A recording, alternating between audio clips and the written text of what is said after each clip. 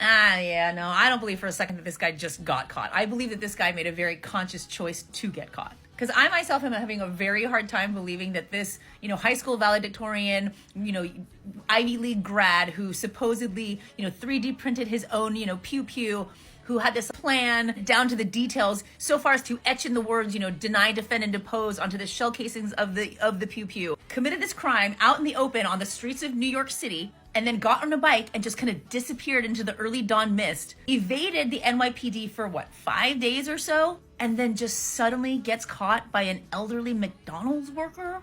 But not only gets caught by this McDonald's worker, but gets caught with all of the evidence needed in this case? No, this guy has a very, very specific mission in mind. And I'm very interested to hear, what that is. But if even the smallest part of that mission was to galvanize, the left and the right and the up and the down, from what I'm seeing, he was at least somewhat successful in that so far. And to all those people thirst trapping and, commenting about, how good looking he is, I know, right?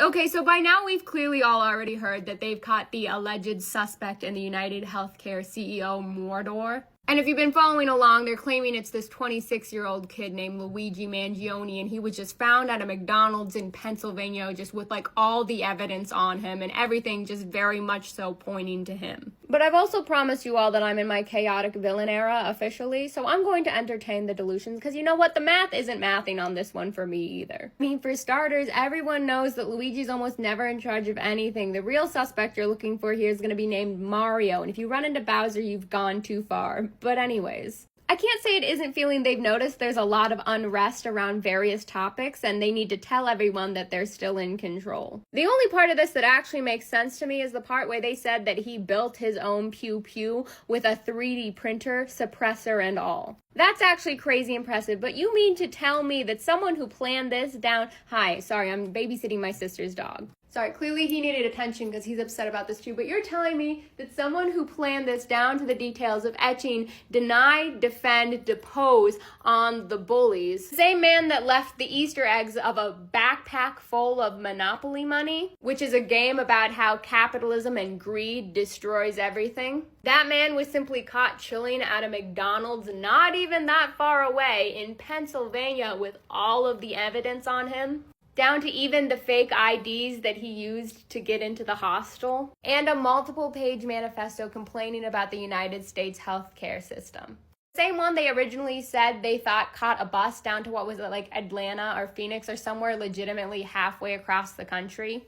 He's just back now chilling in public in Pennsylvania.